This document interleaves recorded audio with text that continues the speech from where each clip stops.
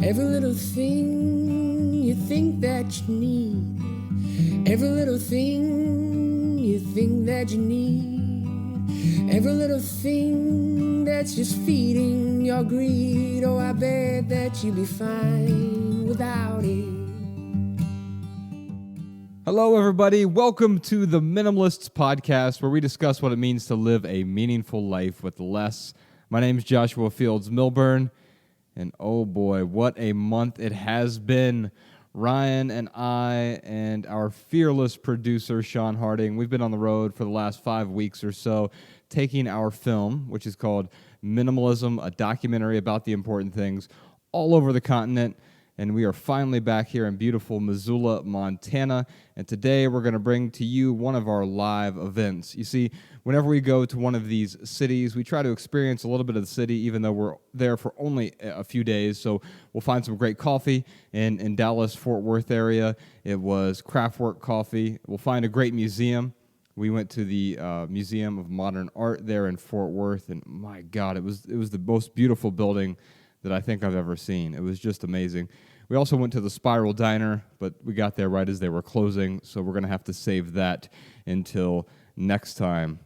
And, of course, after we experience the city, we really get to experience the city because we get to hug hundreds of people who come to our events. And in Dallas, we got to interact with a bunch of you, and after we screened the film, we brought a bag of answers, and we answered your questions. And so in today's episode of the podcast, we're going to present to you that live event in Dallas. But before we do, just a couple of quick updates. New over at the blog at theminimalists.com/wow. That's W-O-W. Wow. There's a bunch of updates about the film. The film itself is the number one film of 2016 so far, and we give you some details about that, and really just want to say thank you for all of your support and everyone who's sharing it. But also, the Canadian theatrical release is tomorrow, June 8th. We have a bunch of details there. The Australian release coming really soon, some details on that. But if you're not in those countries, let's say you're in the UK or you're in Brazil or somewhere else, we also have some details for you over at that blog post that talks about how you can get a private or a public screening license so you can show that film in your local theater, your local yoga studio, or even your living room with a bunch of friends. And also we have the online release of the film August 2nd, but if you pre-order the film over at Vimeo, which actually you just go to our website, theminimalists.com/order, you'll get 6 hours of bonus content with that. The film is, of course, still in the U.S. theaters as well throughout the summer. Limited release there. All the details on that at minimalismfilm.com. We also just posted the soundtrack to the film, and there's a bunch of reviews in that blog post that I mentioned. That blog post is simply titled A Bunch of Exciting Updates About the Minimalism Documentary. Also, a quick second update here. I have a writing workshop that I teach a few times a year. It's just a one-day online writing workshop. It's a radically attenuated version of my 4-week class. You see, I teach a long online class that's 4 weeks, and I require a whole lot out of my students. So there's a lot of effort, a lot of drudging through the drudgery, and I expect a lot out of the students in that class. And so it's strange, I tend to talk people out of taking that class because of the amount of work that it requires. Not because writing is inherently difficult, but putting in the effort on a repeated basis is difficult for a lot of people. And so not everyone has the time, money, resources, whatever, to dedicate to a month-long class. But most people are still looking for best practices or tips and tricks on how to improve your writing. So I teach a one-day workshop. If you're interested in that, or if you're interested in the 4-week class, you can go to howtowritebetter.org. That workshop is later this month. It is limited seating, but there are still some seats left. So feel free to stop over at howtowritebetter.org and check that out if you're trying to figure out how to improve your writing. And now I want to present to you, I hope you enjoy this live version of the Minimalists podcast in Dallas. Well, hello, Dallas. Welcome to a live version.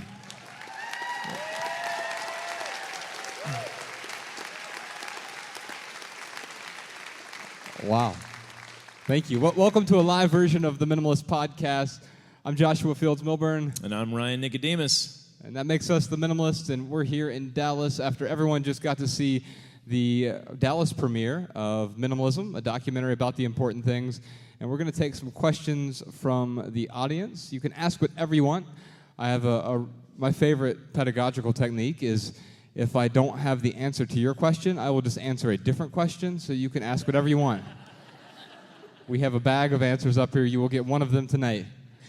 Just go ahead and say your name, and just speaking to the mic, say your name and whatever your question is. And My name is Brittany, and I wanted to say thank you so much for coming here. I appreciate it, and I got a lot of value of this. So my question is there going to be some time in the future where I will be able to sit around and add value with showing this to a bunch of my friends and family again?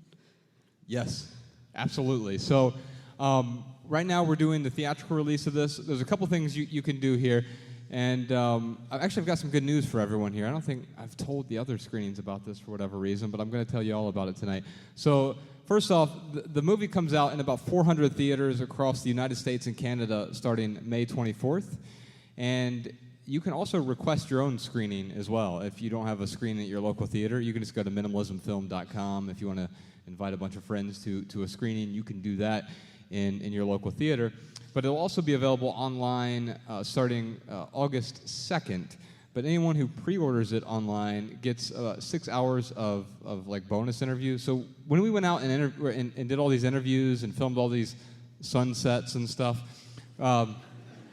we have about 1,000 hours of content, literally. And we're going to provide 6 hours of bonus interviews as well with that pre-order. But also to every single theatrical screening that sells out, they get those 6 hours emailed to them. Well, this sold out about 2 weeks ago, I think, maybe a week or so ago. So, yeah, you all get that for free. So the short answer is yes, you will definitely be able to pass this on to other people. That was really the intention. We know that not everyone reads books anymore. We know that not everyone's going to necessarily read a blog or get on Twitter or whatever. We're constantly finding those different avenues, those different routes to try to communicate with people. And we knew that a documentary would be another way that we could communicate, another channel through which, another device that we could use to spread this message of minimalism. So yes, not only will it be available, we would be really grateful if you shared it with other people because we hope they find value in it. Thank you. Hi, my name is Deb. I was on your second podcast. I absolutely love what you guys have done, and I talked about how it's affected me and it's affected my son. He's 17. He's here in the audience, and it's just completely changed our lives. I've gotten rid of a lot, probably over 50% of my stuff. Last week, I got rid of my kitchen table because I just felt like we just didn't need it anymore.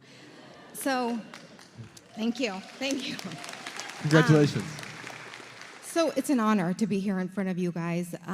One of your podcasts, you guys had mentioned this type of library that someone had set up where there were things like tools, right, where people could go and borrow certain things that they needed just for a temporary time. Do you remember that? It was a library that was set up. People were donating things, or you knew of someone that was starting one. And I was just wondering, are there more that you know of that are being started? Yeah, I think you're talking about maybe the tool library that we have in Missoula, Montana. So you can basically go to this place where not only can you rent tools, but people donate like leftover doors or wood or trim or whatever they have, and it's kind of cool because it's like this mix match of like beautiful stuff that people have just given because they have it left over from their projects at home. And yeah, certainly I've seen more of those pop up. I think it's Toronto. I'd have to double check that, but it's called the Stuff Store, and it is literally a library of stuff. And they're just curating whatever they can. So you can go there and borrow, a chainsaw or a bread maker. It literally has just a wide range of stuff that you can check out. I don't know of anything specifically here in Dallas. Do you know of anything? Yeah, I don't know how many people here use FreeCycle, but I'm assuming because it's a large enough city, you can just go to just Google FreeCycle, and basically it's a library of stuff. even in Missoula, there's like a bicycle library, I guess you could call it. If you walk past it, it looks like a bicycle graveyard. There's like 2,000 bicycle corpses just laying there, and it's where you can go and assemble your own bike, and it's free. And so I think we're constantly, or more and more, we are moving from a culture of ownership, where we need to own these new consumer goods and constantly consume them, to being able to have access to those things. So I'll put this question out to you. If any of you know of a great app or anything, or just a local place that you can either donate and share your stuff as a community, love that. And also for the folks who are listening to this at home and around the world, if you want to give us a call, 406-219-7839. They can leave tips on how to do this as well. What we found is that Ryan and I don't have all the answers. We have about 12 answers. And the nice thing is, by having a large community of a few million people, there tends to be good answers out there. So a lot of people have shared a lot of great tips on our podcast. That's why we try to include those voicemails at the end. It's minimalism tips from our listeners. So hopefully someone here has a recommendation on how to do free cycle or something in your community, because they're going to be more familiar with Dallas-Fort Worth. Or some people might call in. You'll hear it on the podcast later, for sure. Mm-hmm. Thank you. Thank you. Thank you. Hi. Thank you all for coming so much. There are two things I struggle with minimalism. The first one is that the blatant consumerism, even within minimalism. Where I go for inspiration, it feels like they're trying to sell me things to make me a better minimalist. And I feel like I can't get away from it. And it seems like it's all around, and it's something I just can't escape. The second thing is the superiority. We watch these videos of people running into Walmart and say, oh, I'm better than that. That's not me. I'm not one of those people. And I just want to know how y'all operate through minimalism with love and integrity, trying to not be superior or involved in the consumerism. I'll take the consumerism part. No, it's very, well, first off, when you call yourselves the minimalists, like, everything you do becomes steeped in irony. Like, this isn't a very minimal crowd. We don't sell a very minimal amount of books, so forth and so on. I mean, for me, I have to consume some things. I've got to buy some blue jeans. I've got to eat food. There is a level of consumption we all have to have. And this minimalism for me is about consuming responsibly.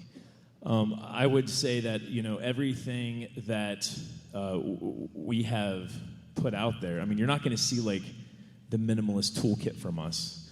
We had an April Fool's joke. It was like a $500 black T-shirt we were selling or something, which you'd be surprised how many people were like, dude, can I really get this T-shirt? It was crazy. So we did math on that, by the way. So it was the April Fool's joke this year. Did y'all see that? It was 700. Thank you. Well, now I get that not everyone who clicked the buy now button would have actually purchased the $729 shirt. But if they had, it would have been over $6 million worth of people buying a $700.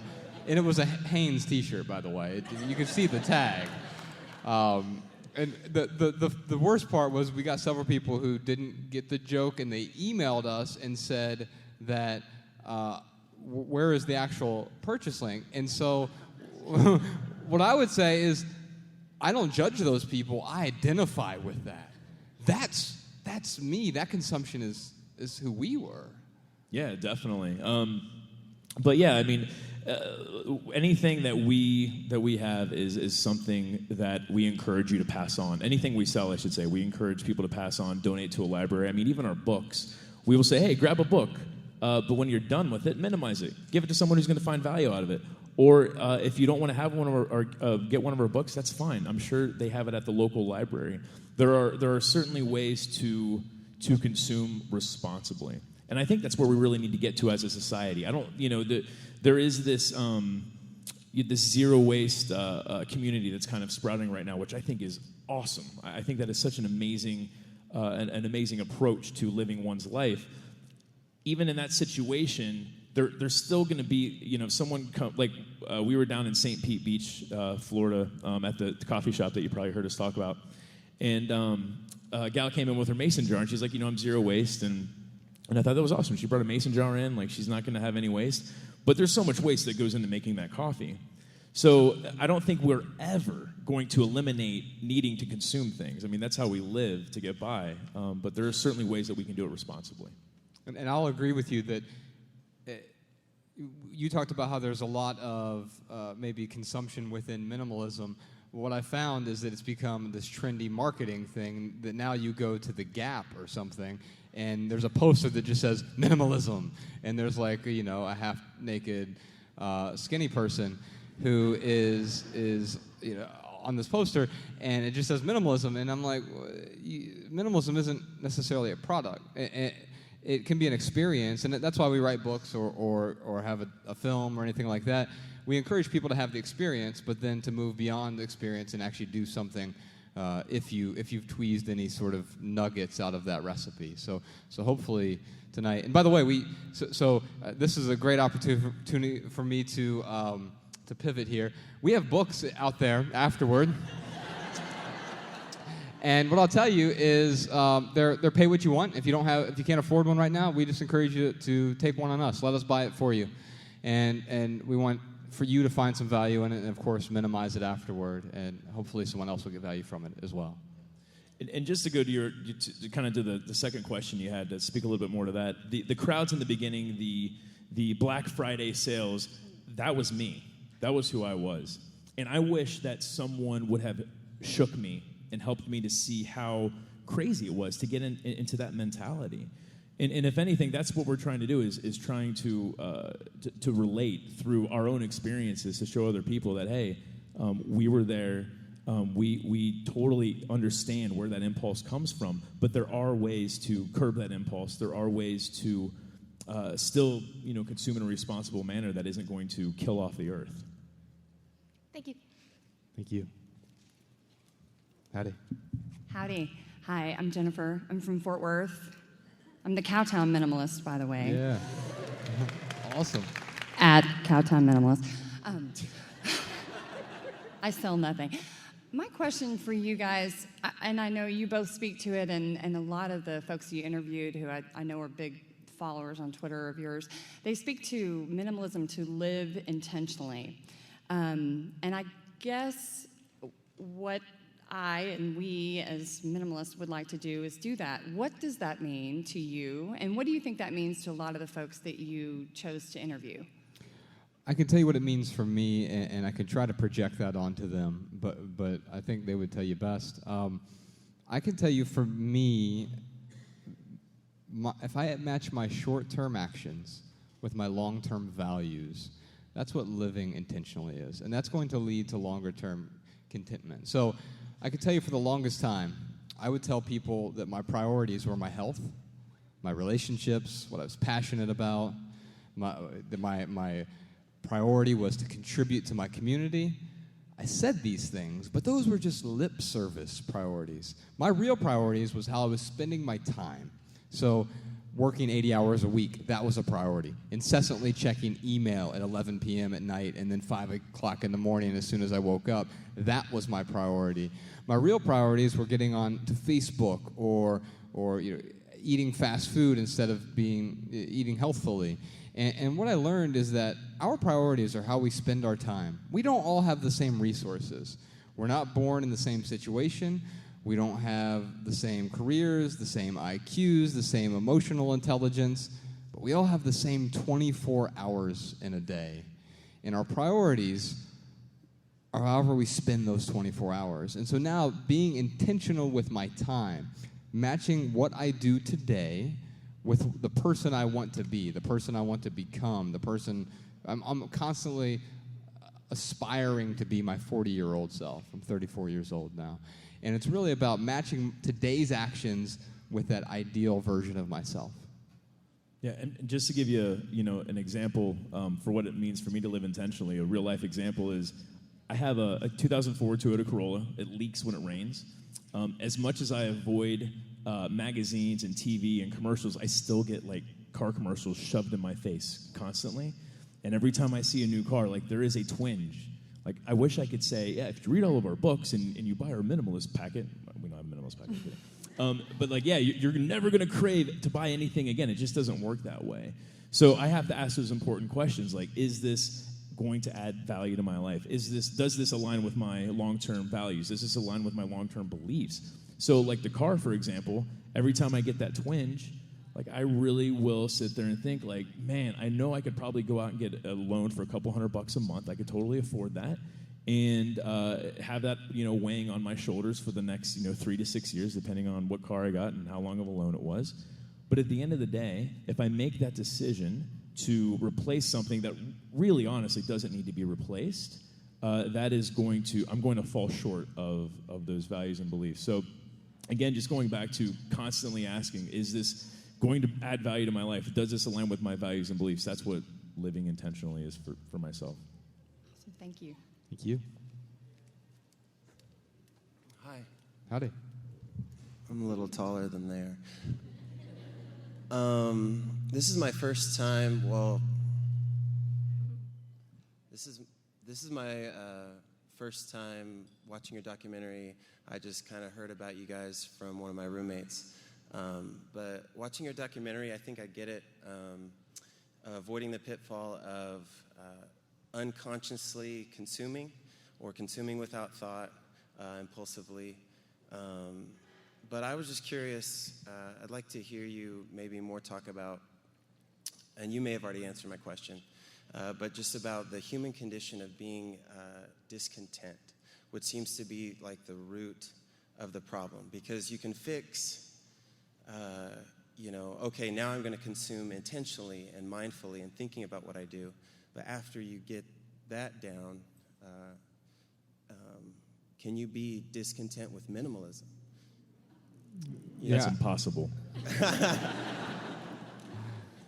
Shit.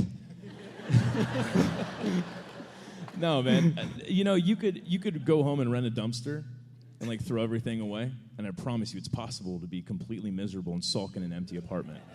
There's no doubt about that. I mean, for me, minimalism allowed me to clear the clutter to make room for life's most important things. And what I mean by that is my health. Like when I was sitting there at the end of my packing party, since this is your first time, you don't know what that is, I'll tell you real quick. So when I first started down my minimalism path, I had a conversation with Josh, and he told me about this thing called minimalism. I'm like, dude, this sounds awesome. What do I do now? I'm a minimalist, but what the heck do I do? So we decided to pack up everything in my 2,000 square foot condo as if I were moving, and then I would unpack things day by day as I needed it to really get a sense of what I was using. So at the end of these 3 weeks, I had about 80% of my stuff still sitting in boxes. And that was like my real big light bulb moment, because I was thinking to myself, health is something that has always been important to me. Like I've always talked about it and how I, want to work out and eat healthy, and, it would always happen where I'd pick up a good diet for a couple weeks or start a good workout regimen for a couple weeks, and then I'd get busy, and I would find excuses to break that habit that I would try to incorporate in my life. And I'm looking at all this stuff, and I'm like, man, like if I hadn't wasted so much time just getting all of these accoutrements, I could have probably spent a little bit more time following through with those things. Or with my relationships. I thought about my mom, who lived a half hour away. My dad, he lived about a half hour away as well. And how I saw her maybe 6-7 times a year, major holidays, Mother's Day, her birthday. Just rarely ever saw her. And I always told myself, one day I'm going to have enough money, I'm going to have enough stuff saved up, I'm going to have a perfect life for me. And once I have that perfect life, when I'm 50 or whenever that age comes, maybe I retire early at 45 or 40, I'm going to be able to spend all the time I want with my mom. But sitting there with all that stuff, I'm like, wow, if I just could kind of eschew some of this stuff and stop pursuing some of this, I could actually do that now. I don't have to wait another 10, 20, 30 years to do that. So going back to the decisions that I make aligning with my short-term decisions aligning with my long-term values and beliefs, like that was a value for me, spending quality time with my mom. And for me, that's where the discontent really sets in, is when I keep waking up every morning and I say, one day I'm going to do this, but right now I got to push through this. And sometimes you got to do that. Sometimes you got to make some sacrifices. There's no doubt about it. But there's a certain level of sacrifice that's too much. And I think that, for me, is where the discontent settled in, is when I was sacrificing everything, everyone, to pursue those things. Yeah, I would say that discontent comes from pursuing happiness. Often people will ask us, like, wow, you guys, you've done the minimalism thing. You must be happy now, right? And I'm like, well, yeah, I'm happier than I've ever been, but happiness isn't the point. You see, the problem was I was chasing happiness throughout my 20s, and it was always around the corner. But then I'd get around the corner, and it wasn't there. And, of course, it was going to be around the next corner, so I needed the new car. You know, I already had one Lexus, but I needed a second Lexus. I needed a bigger house. I needed a promotion. I needed the trinkets, the trophies of success. And once I got those, of course, I was going to be happy. But, of course, that didn't happen. The closer I got to happiness, the farther away it was. And eventually what I figured out is it was the pursuit of happiness that was making me discontent. And so the point isn't happiness. The point is living a meaningful life. And then happiness is a really awesome byproduct of that. And so now if I'm living meaningfully, and our first book that we wrote, I'd love to give you a copy of it if you're interested in having it. It's called Minimalism, Live a Meaningful Life.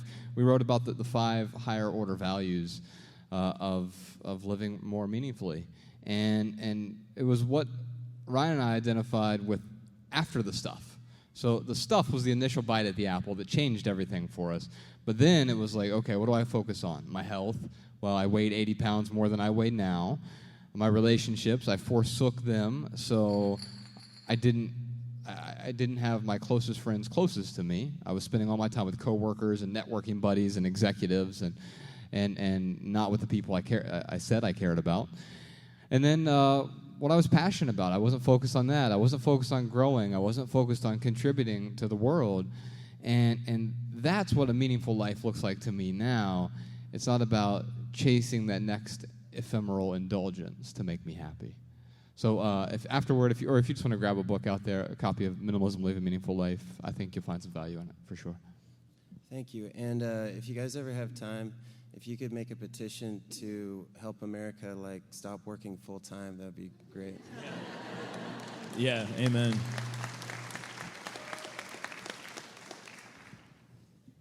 All right, he was tall. G'day. My name is Cheryl Collette. Man, that southern accent. I know. Well, welcome to Texas. Thank you. I have 3 boys. They're 10, 8, and 3. They're known as the itty bitty foodies, and they know you guys as the guys who delete their stuff every week after I listen to your podcast. So Hey, I'm happy to be the bad guy. You can blame it on us with anyone else in your life if it makes it easier. So I was wondering, I realize you guys are single, but whether you had any tips on how to reach little kids and on how to live, with less. It's really easy for real easy for us to give advice. Well, for me, because I have no kids. Just throw out all the stuff. I don't know. That'd be fun. I will. I'll tell you. I'll just give you one example of a parent who came to one of our events, who shared with us kind of a technique she used with her daughter. She basically, this question came up, and usually I'm like, I will recommend other people who are minimalists who have children, and that's kind of my answer. But she stood up and she was like, I have an answer for this. My little girl at home, I hate to tell her no. I just hate telling her no. So I will say yes as often as I can. And the example she used was she will come home with an art piece, something she did at school, and she'll say, "Hey, Mom, look at this thing I colored today. Can we please put this on the refrigerator?" And her mom will say, "Yeah, we can absolutely do that." Now, there's already art covering the refrigerator, so there's really not room for it. But she'll say, "Yeah, we can totally do that. Let's go over and pick which one you want to take down." And it's kind of this one in, one out rule that she has. It's the same thing with toys. If she goes to her mom and says, "Hey, I really want this toy and it's appropriate and they can afford it, she'll say, yeah, we can absolutely do that. Which toy would you like to donate and give to a child who could really, another child who could really use this? So I thought that was a pretty cool approach. I became a parent by proxy last year. I was just backstage FaceTiming with my partner, Becca, and her 2.5-year-old, Ella. And she was saying, hey, Josh, look what I have, a snake. It was a piece of floss. and I've learned so much over the course of the last year or so with parenting. And what I've learned ultimately is, well, there's a big lesson in here from Joshua Becker. Our kids are watching us.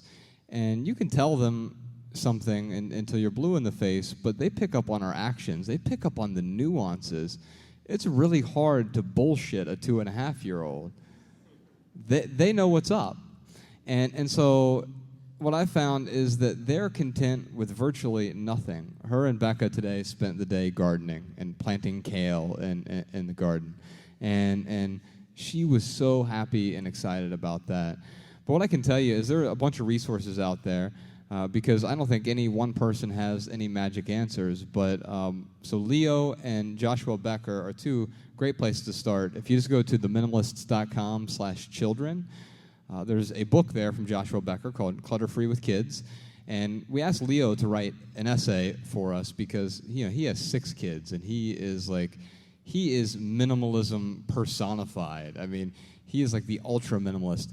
And so he wrote an essay for us called No Excuses, Minimalism with 6 Kids. And what I can tell you is I found a lot of value in both of those resources, and I think you would too.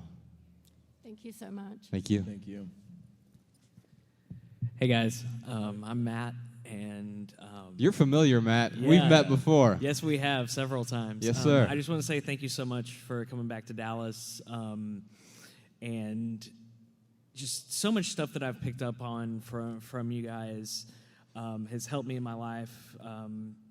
Addiction was the first thing, and I've incorporated minimalism in my life, not so much so that it's a new addiction, but it definitely has helped me, to focus on what really matters and what's important for me. And Joshua, I really incorporate, no labels on my clothing and no logos and stuff like that, and that helps me be conscious of what I'm purchasing. The questions that I have, first off, we met, and this was like probably 4 years ago. Went to eat around the corner at a restaurant, and you posted on Twitter, hey, anybody that wants to come, join us, and I was the only one. Yeah. 5 years later, there's 500 people in this auditorium, and did y'all see this growing as big as it's gotten? Did you ever see it getting this huge? And also, what city around the U.S. do you think values minimalism or is more accepting or open to minimalism, if you've seen a city or a state that embraces it more than another? Which part do you want to take? I'll take the first part. Okay. It's funny because anytime I get asked about is there any city that stands out for X, Y, or Z? It's so hard to just choose any city. So I'm going to take the first question. I think I got it. No, we never saw it getting this big. Yeah. It was a really natural growth that has happened over the last almost 6 years now, which I really appreciate because we've never really went viral. It's not like we were kind of here and then all of a sudden, boom, 500 people were showing up to our events. It's just been good that way because it's helped me gain practice to talk in front of crowds and be able to be a better public speaker and stuff. But no, man, I am really shocked, honestly, that it's at this point. But I'm really grateful that I am able to share this story and have so many people find value in it. And we will continue to explore different ways. Somebody, was it the Chicago Tribune? Somebody called this thing a multimedia project that we were being interviewed by, and I was like, man, that is a perfect term for this. This really is. It's like a multimedia project that is really affecting a lot of people's lives. So we will continue to do our podcast. We will continue to do some video in some form or fashion. We haven't really decided on exactly how we're going to do that. But, as long as people are still showing up, as long as people are, still coming up to us or writing in and saying, man, you have totally changed my perspective on life and have really helped me gain control, we will continue to do this. And hopefully we can reach more and more people and help more folks. In terms of cities, I think it depends on the individual. We both moved to Missoula, Montana, toward the end of 2012. So when we met, we still lived in Dayton, Ohio. Ryan and I did, and I can tell you the temperament there is very in line with our values. In fact, we go out there and it's like you're preaching to the choir in Missoula, Montana. Everyone's like, "Well, yeah, that's what you do. Minimalism, like that's the thing." And I didn't know it had a label, but I also think that a big city, a place like Los Angeles, is actually a great place for a minimalist as well. And I realized that during the filming of this, because after talking to so many people, as I talked about earlier, we're shifting from a culture of ownership to a culture of access. Well, cities, big cities in particular, have shared resources. And so you have access to more things when you're in a large environment. So it depends on what you like and what you need access to. See, I don't snowboard, but Ryan loves snowboarding, and so he has access to that within an hour of where we live. There's an hour and a half. There's 5 different places he can go and snowboard, and so having access to that is important to him. He doesn't have to own the mountain in order to snowboard on it. And so being in a city gives you access to amenities that you may have not otherwise had in a place like Missoula, Montana. So I think it depends on your personal preference, what you're looking for. Thanks so much, guys, and happy Mother's Day to all the moms out there. Oh, yeah. I saw a lot of mom stuff in there, and I was like, well, nice, Mother's Day, Mom. Great. Thank you. Thanks, Matt. Thanks, Matt. Hey, guys, my name's Philip. Just really grateful that you guys are here in person. It's really cool after following you guys for you to be here. I've been on a minimalism journey for a long time, and for my whole life, I feel like I've been an avid consumer of information. And so, like, a lot of my time is spent reading about social issues or political issues or science or education. And I think all these things, they help me be a better citizen and they add value to my life. But the problem is that I never feel like I can be informed enough or enlightened enough because there's just too much information. Like, I literally have hundreds of tabs open on my phone right now of articles I'd like to read, but there's just not time to get to them all. And so I guess my question is, how does someone come to terms with that and still feel like they're growing and becoming more of the person that they want to be? I would challenge you to close every single one of those tabs after this. But well, I mean, the reason why I say that is because you're right, man. We are overloaded with information. What you brought up specifically about the articles, I used to be the same way. So I used to have, and I do to an extent. I used to have this miscellaneous folder on my web browser that I would like put articles in that I want to read later. And then what I found was exactly what you're dealing with. And there was one day where I was like, I'm just going to delete it all. I have no idea what's in there. I'm not going to start filtering through it because I know I'm going to be like, oh, well, no, I'll keep that one. But the fact is I hadn't looked at any of those in months. And that's kind of how I look at it now. Now what I do is I will bring an article down. Instead of putting it in a folder, I will put it on the actual shortcut menu. So if that shortcut menu is full, I will either, and I want to bring something else down, I will either read what's in that shortcut menu, or I will be like, no, this is more important than that, and I'll totally disregard it. So all the information that you have pulled up in your browsers right now, I promise you will come across the majority of that information again at some time. But that's one way that I help prioritize all that stuff. At first, I put some fairly draconian rules in place to deal with that because I also had that fear of missing out. Actually, I'm going to give you a copy. Will be a shorter answer. I'll give you a copy of our book, Essential, because there's a whole technology chapter in there. One of the essays that's in there is one of my favorites. It's called Most Emergencies Aren't. The problem is we start treating everything like emergencies now, to the point where we can't discern what an actual emergency is versus what just a twitch is.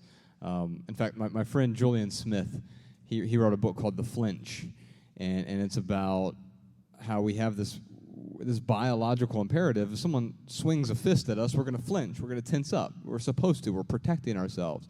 But now we flinch at things like a 1% drop in our 401k over the last quarter, and we're flinching for all of these things that don't require a flinch. And so we're overwhelmed by anxiety because of it.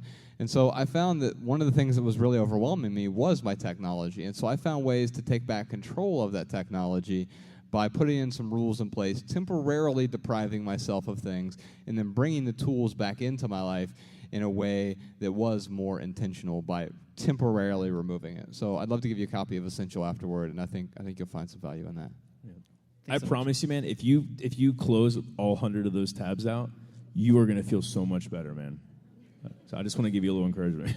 We'll be checking your phone afterward during the hugs. No. Thanks a lot. Hi, I'm Gail. I'm from Fort Worth, too. I feel like an imposter when I'm in a group like this because I'm an aspirational minimalist, but I have a lot of shit. And admitting it is the first step. I have been working for 3 years. I've done the minimalist game for 8 months, for 8 full months, but I still 8 months in a row. Well, not in a row, but I've done eight full months. I got you. So I've gotten rid of thousands of things, and I still have a lot to go. And so my question is, I just wonder sometimes, like when I'm in a group like this, I don't feel like I deserve to be here. And I wonder, show of hands, how many people are minimalists and how many people just want to be? How many people are there? So raise your hand if you are a minimalist or if you want to be a minimalist. Ready, go. See, it's everyone. No. You're part of the group. Yeah.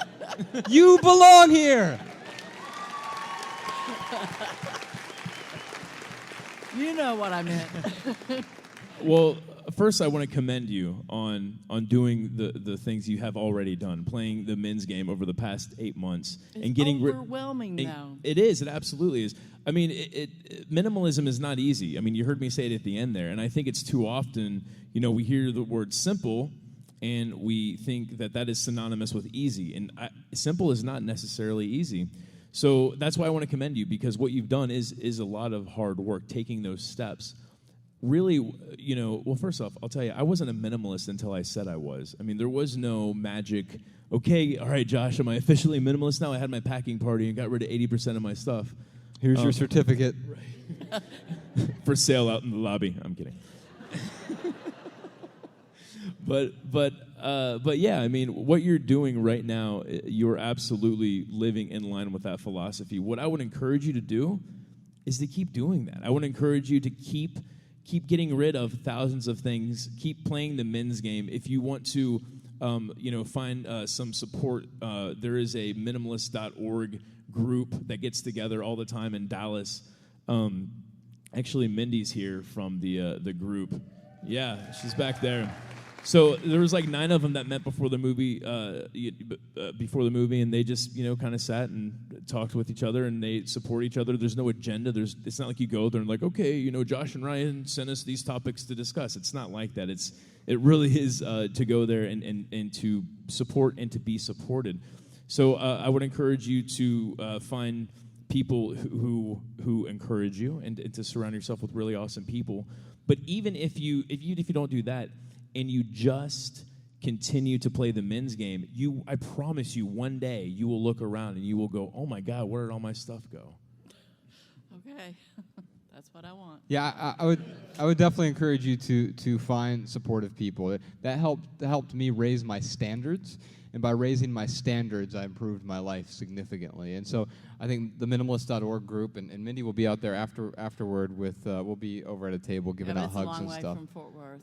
Yeah, well, I mean, they might be willing to meet halfway or something at some point.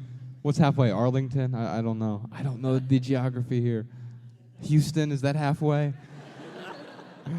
No, we were in Fort Worth earlier today, and so I know it's a bit of a drive, but I'll tell you this: finding people who are going to be supportive, even if it's online. So joining the minimalist.org meetup group. When we went on tour in 2014, part of which you saw there, we went to 100 different cities in 8 different countries, and we left behind these free local meetup groups in 100 cities, just with the hopes that we could connect people. We don't want anything from you. It doesn't require an email address or anything from you. We just want to leave that behind so you can connect with open-minded, supportive people. And even if that isn't connecting in person all the time, there's this group that's constantly online on Facebook that you can connect with those people and support each other virtually. Yeah, so just to kind of reiterate, if you go to minimalist.org, you can click on the Dallas, and then you go to the Facebook page.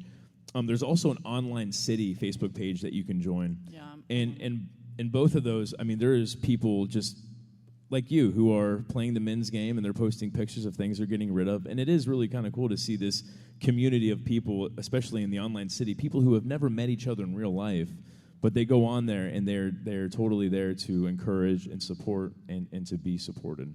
One last thing, I'm not in favor of organizing. I think organizing sucks. I had a very organized life. Thank you. I had a very organized life, but I was a well-organized hoarder. Organizing was a way for me to just hide my clutter. But I might encourage you to find a professional organizer, because professional organizers know that the easiest way for you to organize your stuff is to get rid of most of it. So maybe find a local professional organizer. I bet you there's even one that attends the minimalist.org group at some point. Yeah. Okay. Thank you. Thank you. Thank you. Howdy. Hi, I'm Lacey. I just wanted to tell you quickly, I came to one of your first tours. I almost came. I came to see you guys at a little coffee shop in Mesa, Arizona, when I was in school at ASU, and I didn't come in. I came to the parking lot, and I was like, I want to talk about minimalism with those guys so bad, but Ryan Nicodemus is so cute that I'm too nervous to go in there. I told her to say that. So I'm really grateful to get to be here today, to get to talk to you guys. And my question is a little bit about parenting too, but more about relationships. I know that's really important to you guys. I have 3 small children, and I teach them a lot, and we do talking about consumerism and consuming, and every time we buy something, we're like, where did this come from? Like, who made this? How much did they get paid? Stuff like that.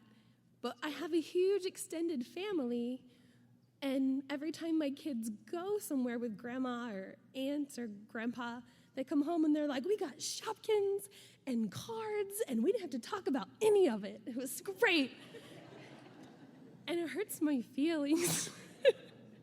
So I guess what I'm asking is, what's a way, is there a way that you guys have been able to talk to friends and family about what you're doing and what minimalism is about without damaging the relationship? Yeah, so here's the thing about gifts. It's a sensitive subject the closer you get to the holiday or gift-giving occasion, right? The problem is we wait until Thanksgiving to start trying to set expectations about Christmas gifts. It is May 8th today. It's already starting to become too late to start talking about Christmas. That's how soon you need to start talking about Christmas with your friends and family. It's really about setting expectations. And I found that if I set my expectations well in advance and frequently enough, but it's not just about telling people what I don't want. What I don't want isn't interesting. I talk to them about what I do want. Gift me an experience. Or, if you want to give me a physical thing, give me a consumable, a great bag of coffee or a bottle of wine, something that I can enjoy with you, and generally something that I can experience, whether it's a concert or we're just going to go watch a sunset together. Whatever it may be, I found that if I set that expectation well in advance and frequently, people are more open to it. Because why do people give you gifts in the first place? They want you to be happy. They want to communicate their love for you, right? That we've been told that gift giving is a love language. Yeah. It's like saying Pig Latin's a romance language. The truth is, people trying to, the act itself of gift giving is meaningful. The physical artifact itself, there's no meaning in that thing. Here's a shiny widget. Here's how much I care about you. I've also found that when I like to give gifts, I will do so on non-obligatory days. So today is Mother's Day, and so people are going to give each other gifts. Fine. But isn't it much more meaningful if you were to say, hey, it's April 23rd. Here's this thing. I thought you'd find a lot of value in it. But what is today? Is it Mother's Day? No, it's not a special day other than every day is special because you're in my life, and I care about you, and I thought you'd find value in this. And I think if you do that and communicate it frequently, it's about changing the behavior over a long time, not an instant flip of a switch. Yeah, I mean, I instantly think of my mom, who called me up a month after the website was launched, and she was like, "Hey, how's it going?" I'm like, "It's going great. How are you?" And she's like, "I'm doing well. What's this minimalist crap?" I was like, "Oh, you found the website," because we hadn't told anyone. She must have been Googling my name or something to come across it. And I'm like, "Oh yeah, you found the site. Awesome. What do you think?" And she's like, "I really don't know what to make of it. Are you depressed? Are you not going to be around for holidays anymore? Can I still buy you stuff?" And I'm like, "Well, Mom, yes, I am depressed, actually." And yeah, I'm really in a rut, and I need to get out of it. And what I've been doing the last several years of my life isn't working, and I'm trying a different approach.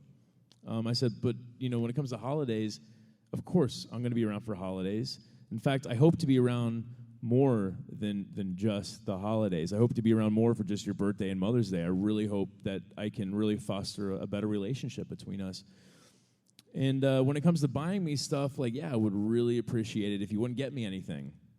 And she was like, "Well, I'm really glad that you're changing your life, but I'm still going to get you stuff because I'm your mother."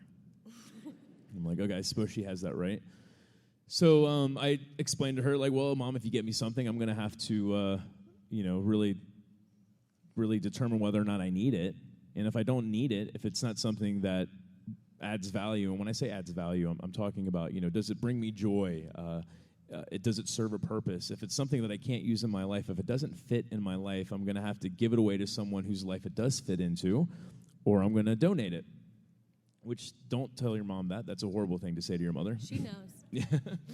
So eventually, after she got done yelling at me for giving her that answer, I just eventually kind of calmed her down, and I'm like, "Mom, I love you. You love me, right?" She's like, "Yes, of course I love you." I'm like, I want you to be happy. You want me to be happy too, right? She's like, "Yeah, of course I want you to be happy." I said, "Well, if that's the case, then I don't need you to have a packing party. I don't need you to call yourself a minimalist. You don't have to clean your house before I come over and make sure everything's nice and tidy. I'm not going to come to your home and judge anything. I mean, this journey is about me trying to get out of this rut, and all I need from you is support. That's it."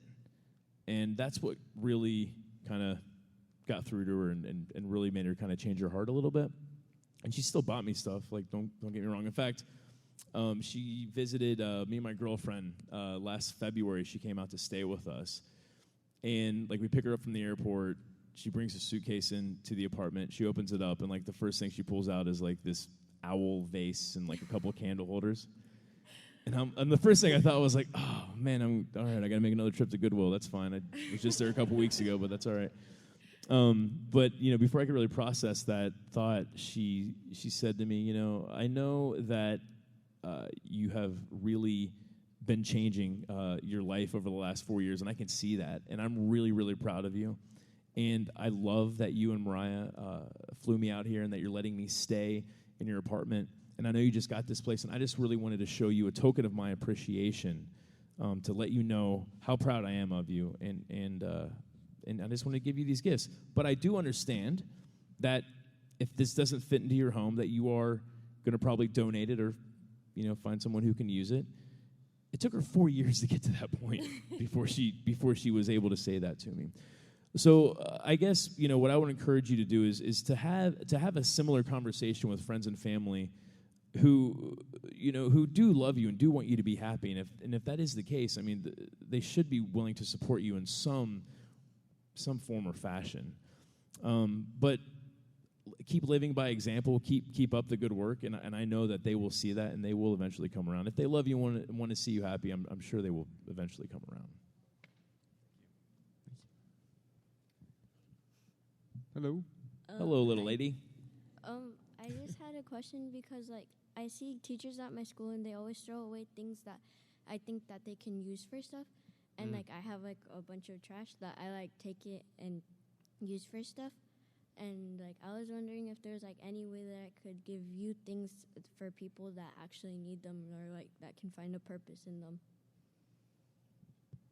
So the question is really, I would just rephrase it a little bit here and say, so I don't know if all of you heard that, but sometimes our teachers throw out things that could probably be reused, repurposed elsewhere, as opposed to going to just fill up a landfill. And I don't know what local organizations there are here. We have several in our local community in Montana. There's a place called Donation Warehouse. But there's a website that curates a bunch of donation places all over the country. It's called donationtown.org. And I would definitely recommend trying that out. If you know of resources or materials that can be used elsewhere and you can help people not throw the stuff out, then I think donationtown.org is a great place to do it. A lot of these places will actually come and pick up those items so that you don't have to deal with it. Yeah, I certainly agree. I mean, my first thought when I have something that I can't use anymore, or I just haven't used it in the last 6 months or something. I'm like, wow, I'm not going to use that in the next 6 months. I need to get rid of that. My first thought isn't I'm going to throw this away. My first thought is, okay, can I donate this? If it's like a valuable item, I can't think of the last time I did this besides my packing party a few years ago. I would maybe try and sell it on Craigslist, find someone else who is looking for that item who can get it at a cheaper cost. But yeah, I would certainly agree with that there are ways to reuse items instead of just throwing them out. Okay, thank you. Thank you. How's it going, fellas? Outstanding. Awesome. How you doing? Doing well. I'm Paul, and I wanted to know if you guys would like to hear a joke. Yes. How many minimalists does it take to screw in a light bulb? Totally. Yeah. Yeah. Wait, was that the joke, really? Yeah. Oh my God. That was the setup. What? You read my mind here. Wait, is the punchline what light bulb? No. All right, what is it? It only takes one minimalist, but first they have to ask themselves, does this add value to my life? That's good, man. That is awesome. I do have a bit of a serious question, though. So did you guys ever experience, I've read a lot of your material, did you guys ever experience any legal problems whenever you were trying to embrace minimalism and maybe downsize? Because housing codes are something that I'm dealing with currently, and I'm interested in tiny houses, but Dallas is not very friendly towards them. And so I was wondering if you guys ever experienced that problem and if there was a workaround or if you have any ideas. I've not experienced it personally, but I do have a few ideas. So I don't live in a tiny home. And that's why we interviewed a bunch of different perspectives here, whether it was Tammy or Jay or Frank, in terms of the housing segment of this, or even Joshua Becker and his family in the suburbs in a relatively larger house. But you have several people of the tiny homes. I would urge you to reach out to Jay Alston. He was just in our DC screening a few days ago, and he has a bunch of resources and a bunch of ways to get around codes, and he has dealt a lot with a lot of the legality behind it, especially in DC. They weren't very friendly with his community, and they had to do some really strange workarounds for some of the stuff they did. And what I'll tell you is that I know that as this trend becomes less of a trend and more of a permanent fixture in our lives. I stayed in a container house about 3 or 4 weeks ago in the middle of nowhere, Montana. It was awesome. I'd never been in a container house before. It was bigger than a tiny home, but smaller than a regular home. But they're sort of customizable. You could fit 4 or 5 containers together, and all of a sudden you've got a 3-bedroom container home. And when I first heard container home, I'm like, oh, blah, that seems awful. But it was this architect who made it, and it was one of the most gorgeous houses I've ever stayed in. I mean, the aesthetics, the attention to detail, everything was beautiful. And because it was a smaller space, it was very well curated. And you could tell that he had put a lot of effort, thought, attention into every square foot of that space. So no, I don't have any particular resources for you, but that's why I put some people in here. I think Jay, because he is a tiny house designer, he's helped a bunch of people along this journey. I think he'd be a great place to start. Awesome. Thank you. Thanks, Joe. Appreciate it. Howdy. Hi, my name is Shannon. You guys helped me a lot. I've downsized about 90% of my things. Just wanted to tell the lady who was asking about downsizing how to do it. If you get a friend who really loves you, they will help you because they will tell you like it is and they will help you throw it away. Yes. It's way easier to get rid of other people's shit, isn't it? Oh, yeah. Oh, yeah. Oh, yeah. So I've already downsized, so I have a two-part question. One is, how do you get over the grinding mentality when you're young? Once you started to embrace minimalism, it's like everybody around you is like, you have to be working for something. You have to be, how do you get rid of that? And also, secondly, once you become a minimalist, it's less time taking care of things and less TV and everything like that. What do you replace it with? Like, how do you know what you love? Because you've been trained to do something or work or your time to be managed by other people. How do you really take control of it? So the first part about the people around you who dictate a particular set of priorities, the rat race, as it's called, right? Right. The problem with the rat race is if you win, you're still a rat. Yeah. I'll tell you, the best advice I can give you is a short platitude. You can't change the people around you, but you can change the people around you.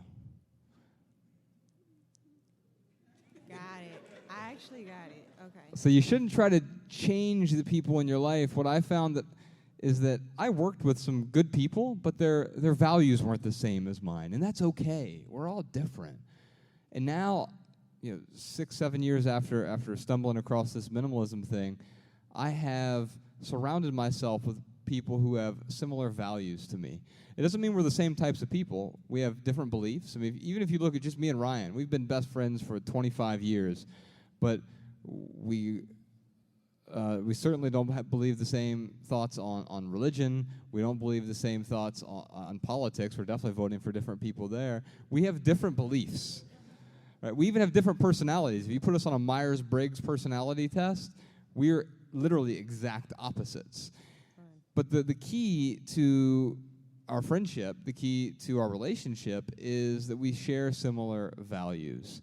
And so I would find people who have similar values to you, and to get there, you first got to figure out, what are my values? And minimalism was the step for me that got that stuff out of the way to figure out what those values were. Yeah, speaking to, what do I do with my time now? I mean, now I have way more time to, especially in Montana, I could not pick up enough hobbies.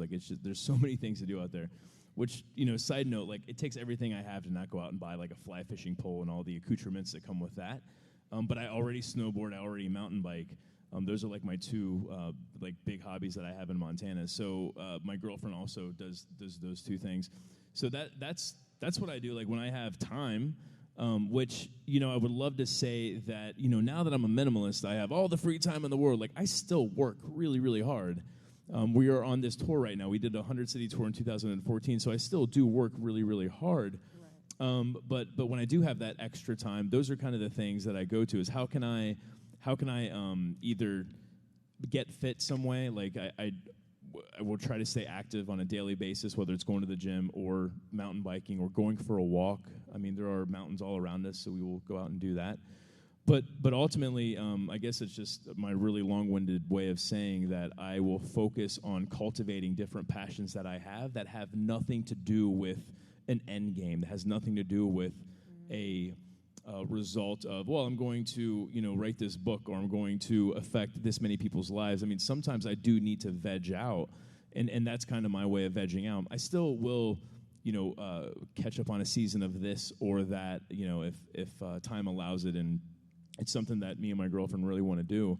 But ultimately, that's what I'm doing with my extra time, is kind of cultivating the passions that I have.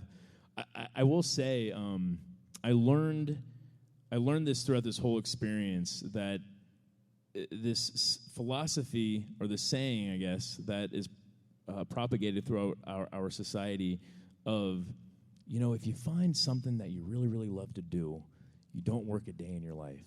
And I really bought into that. Even like when I we started to get a lot of traction with the Minimalists, and I'm like, oh wow, we could like write a book and maybe make a meager living off of that, and I don't have to go and get a 40-hour-a-week job. Maybe I can focus on this because I was really passionate about it.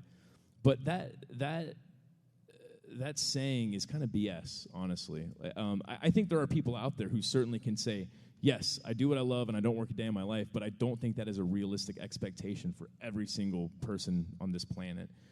I still work really, really hard. The difference is now that work that I do, when I put in a 50 or 60-hour work week, the results that I get is much more meaningful than when I was training my guys to show their guys how to sell cell phones to little kids.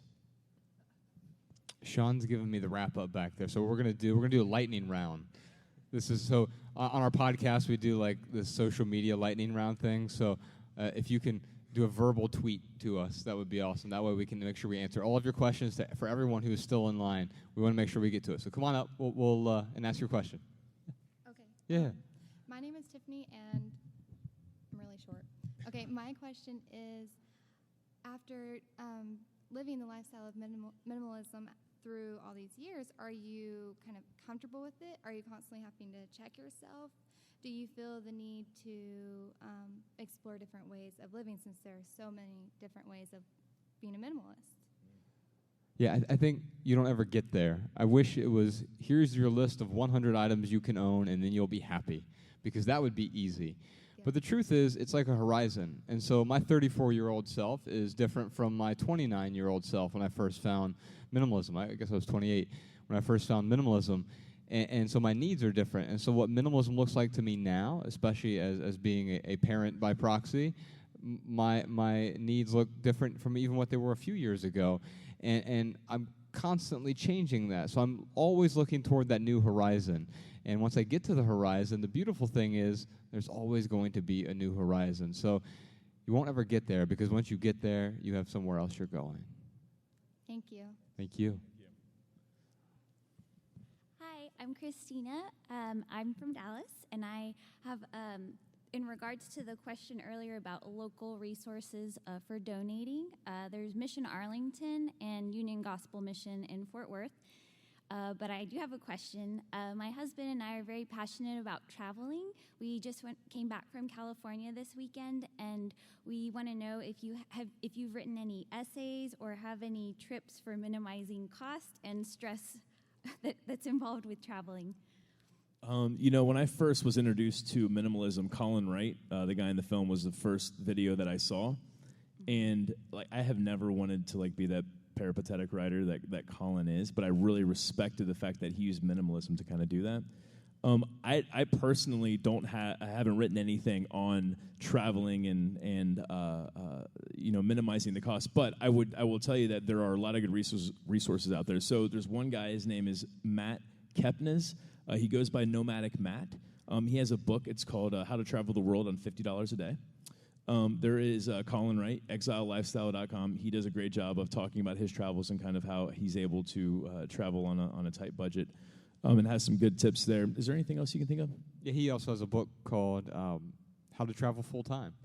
And I would recommend both of those as great resources. How to Travel on $50 a day, and then How to Travel Full Time. And then also, I would just talk to other people about, don't confuse travel with vacation. They're two separate things. And I think quite often we get confused and think we have to, every time we go somewhere, be on vacation. That's usually not the most economical way to travel. Actually, you know what? I will tell you, we did that first year when we toured with, this is not very lightning round, I'm sorry. When we traveled with Minimalism, Live a Meaningful Life, I made less money that year than I had made since I was 18 years old. I traveled more that year than the entire 28 years of my life building up to that. And the way we did that was, it was a lot of sacrifices. I mean, we slept on hardwood floors. We slept in our car. We were in roach motels. We found ways like that. So I mean, there are definitely ways that I can recommend. Sorry, I thought you were like nudging me.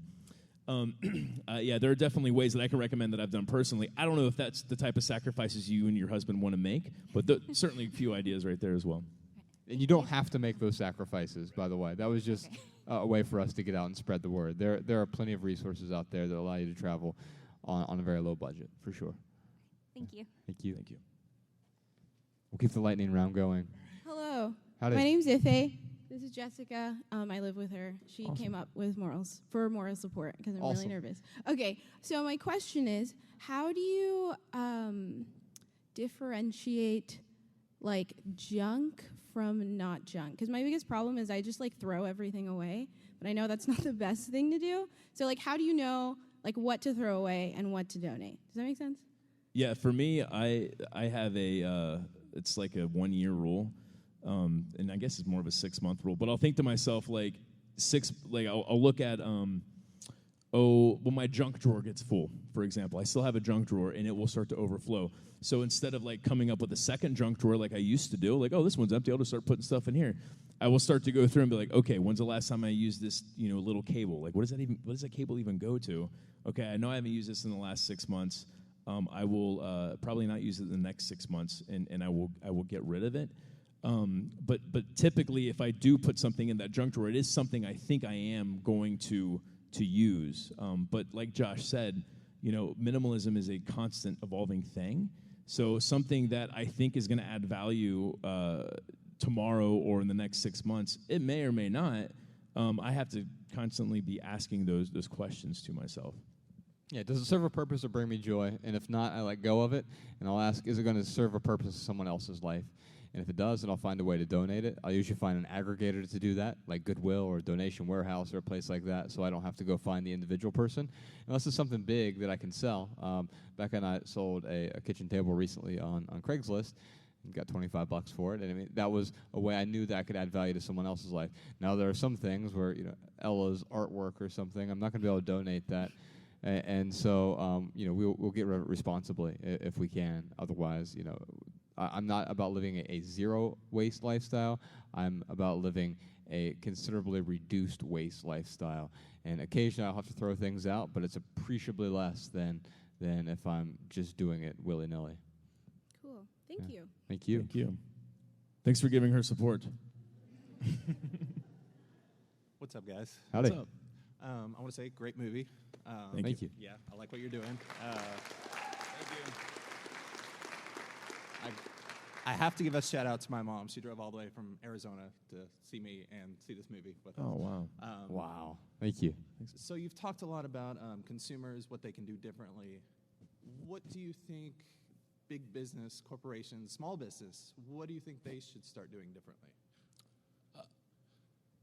When money becomes the opportunity cost, like that's what businesses need to start doing.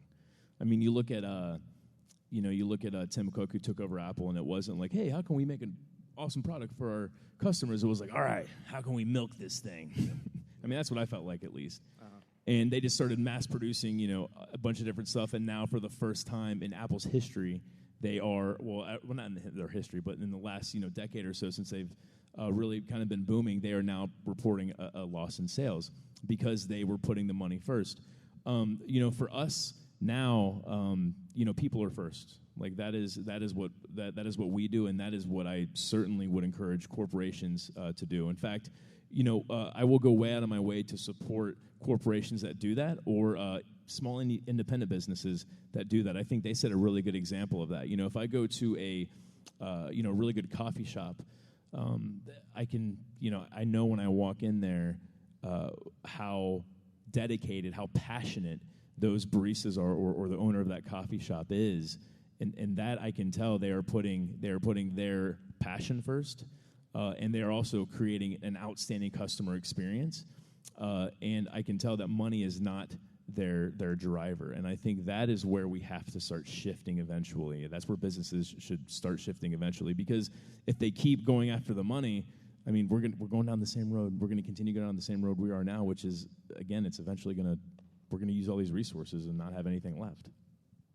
Yeah, I would just say invest in people. I mean, really, that's what it comes down to. And we've been fortunate. This thing has grown way more than we ever anticipated. And it hasn't allowed us to go out and rent Ferraris or anything. It's allowed us to invest in a small team of people. So whether it's Sean or Jessica, who helps out with our social media, or Sarah, who helps out with some of our PR stuff, or any of the other folks that are on our team, we've been able to help them grow in ways, but invest in them as individuals, whether that's through interactions with them or monetarily or whatever. But helping them grow is my way to contribute. So I think small businesses are uniquely positioned to do that because they're going to work closer with their team and with their customers than any large corporation ever will be able to. Yeah. Thanks a lot. Thanks, brother. Thank you. I see one more. We're gonna cut it off All right, here. no more sneaking in line, but this is the last one. Really sorry. No, you're fine. You're good. Come on, One thing that I feel really wasn't addressed. This is my first introduction to minimalism, Oh, wow. and what like really scared me about the game is not like I need to buy new things all the time. It's that I can't let go of things that I have an emotional attachment to. So how do you minimalize that emotional attachment to stuff? Do you have any advice to that? I mean, like my mom keeps downsizing, and she's like, "This was your great-grandmother's, your grandfather's," and before she gives me this box of stuff, it's already got this sentimental value attached to it. And I just find my closets filling up with more and more stuff that I can't let go of. How do you deal with sentimental items? In 2008, my mother moved from Dayton, Ohio, to St. Pete Beach, Florida, to finally retire, because that's what you do when you live in Ohio. You move to Florida. And a few months after she moved down there, she found out she had lung cancer. And she spent the next year going through chemo and radiation, and I spent a lot of time with her that year as she was battling stage 4 lung cancer. And eventually, in 2009, she passed. And I had to make one last trip down to Florida to deal with her stuff. And so I flew from Dayton, Ohio, down to St. Pete Beach, Florida. And when I got to her tiny one-bedroom apartment, I found about 3 apartments worth of stuff crammed into her tiny one-bedroom apartment. And it's not like she was a hoarder, right? There were no dead cats in her freezer. But she owned a lot of stuff. She had 65 years worth of accumulations, and I was going through all of it and found a bunch of stuff in her kitchen and her living room, and her bathroom was stuffed with stuff, and her linen closet had just, I mean, it was brimming with just towels and blankets and bed sheets and all this stuff. And then I got to her bedroom closet. She had 14 winter coats. A few of them still had tags on them. She lived in St. Pete Beach. And she had 14 winter coats. And so I did what any good son would do. I called U-Haul, and I rented the largest truck they had. Hold on to all these sentimental items, right? And then I invited some of her friends over to help me deal with the stuff because there was just too much stuff to go at it alone. And so I called up a storage locker because I couldn't commingle mom's stuff with my stuff. I already had a big house and a full basement full of stuff. But a storage locker, yeah. The storage locker would let me hold on to everything just in case I needed it someday in some non-existent hypothetical future. You know, just in case. The 3 most dangerous words in the English language. And so as I waited for the U-Haul to arrive, I was packing up her stuff, and I found these 4 boxes under her bed. These old printer paper boxes. They're kind of heavy. They're sealed with excessive amounts of packing tape. And so I pulled them out one by one. I sort of just stood there, looking down at these 4 boxes. I noticed that each box was labeled with just a numeral on the top of each box. Just 1, 2, 3, 4. And I stood there and I wondered, what could possibly be in those boxes? And we're out of time, folks. I hope you have a great night. No, it was my old elementary school paperwork. Grades 1 through 4. The awe takes over the crowd. No, and so at first I'm opening these boxes. I'm like, why the hell was my mom holding on to all this stupid paperwork? But then all these memories came rushing back. And I realized she was holding on to all the memories that were in the boxes, right? But then I thought to myself, wait a minute. These boxes have been sealed for more than 2 decades. It became clear to me in that moment that Mom didn't need to hold on to those boxes to hold on to a piece of me. I was never inside those boxes. But then I looked around at her apartment. I looked around at all her stuff. And I realized I was getting ready to do the same thing. Except instead of store her things neatly in a box under my bed, I was getting ready to cram it all into a big box with a padlock on it, just in case. So I called up U-Haul and I canceled the truck. And I spent the next 12 days selling or donating almost everything. And I learned some pretty important lessons along the way, but most important, I learned that our memories aren't in our things. Our memories are inside us. And they always will be.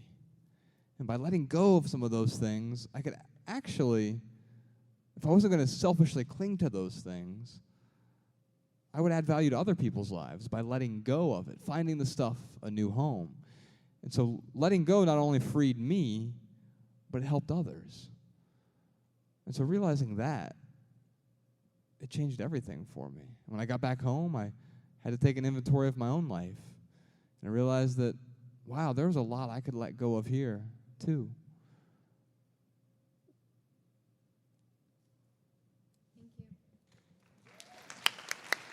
Thanks. Thank you.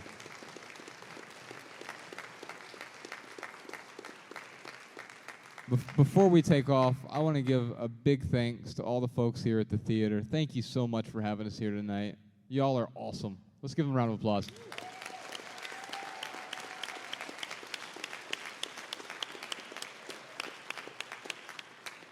And I think he snuck off, but I'm still going to thank him anyway, because hopefully this will show up on the podcast. Crew Spence was here tonight. He was in the a version of the film that didn't make it here tonight, but he'll also be in a lot of the bonus content that we're giving out to you all as well. So he is a relationship expert, and he just did some phenomenal work for the film. It didn't work in the final narrative, but it was just a great interview. So we're going to be sending that to you all when the online release comes out. So we'll thank him as well, if you're okay with that. Thank you.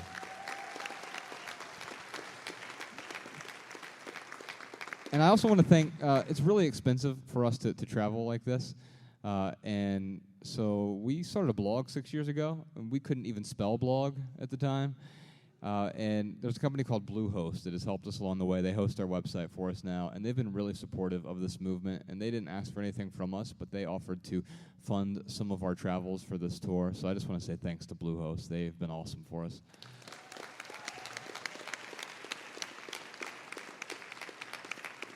And most important, I want to thank you. We're going to be out there afterward dishing out hugs. Now, our hugs have gotten much better than this. We've learned the art and the science of the hug. So make sure you come grab one. Like I said, there are books out there as well. If you want to pick one of those up, there, pay whatever you want, or just pick one up. If you didn't bring your wallet with you, that's totally okay. And if you leave here with one message tonight, we hope it's this. Love people and use things, because the opposite never works. Thanks, y'all.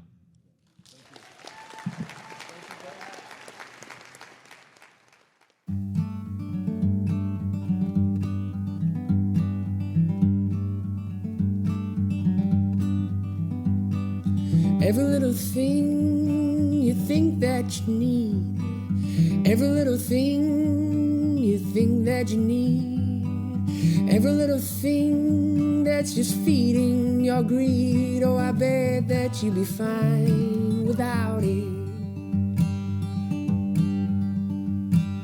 Every little thing that you gotta have, every little thing that you gotta have, you gotta reach for, and you gotta grab. Oh, I bet that you'll be fine without it. So tear your eyes away, or tear